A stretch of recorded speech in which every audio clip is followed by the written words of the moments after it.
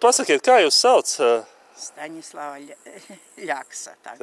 Agrāk biju Staņislava Kokina, es te pat to dzīvoju. Skaidri. Jūs atceraties tādu baznīcu kungu Antoni Juhņeviču? Atceros. Atceraties, jā. Ko jūs varat labu pastāstīt par viņu, kādu viņam bija? Nu, es labs bija, stingrs es bija, arī tā ticības ziņā bija stingrs. Ticības ziņā stingrs, jā? Stingrs. Jā. Nu, tā labas bija dēļ mūsu, dēļ draudzes. Varbūt, ka vienam otram nepatika. Jā. Jūs pastāstiet, par ko viņu te tīsāja? Kas te bija? Ko viņš te no tās kanceles pateica? Es pateicos aizsargiem, ka jūs visi esat lupatas Dieva priekšā. Par to jau tīsā. Tī viņi īsaudzēja tīsā? Jā, te viņam konflikts bija ar to starastu, jā? Kāds viņam Viņš bija ekšā.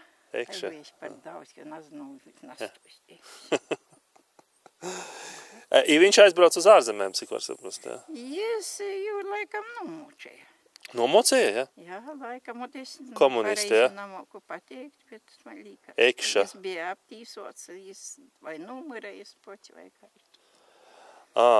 Nu, tur ne. Viņš pats arī bija aizsargs, vai nebija? Kas? Tas Ekša. Tas bija aizsargs. Viņš arī bija Ekša aizsargs. Ekša, jā, uzvārds. O, es būtu labāk nostostī. Kāpēc? Kāpēc? Tas ļoti labi, nu ko? Nē, neuztrauc, viss labi. Jā, es uztraucu. Nē, viss kārtībā.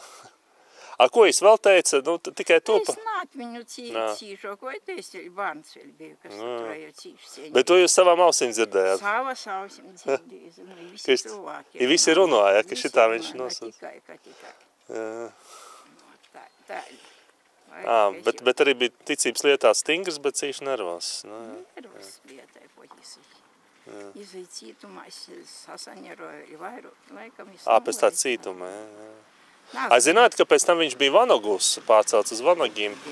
Viņš pēc tam ar tos partizānus slēpa pie sevīm. To jūs nezināt, jā? To es nezinu. It kā dzirdēju, tikai es nezinu.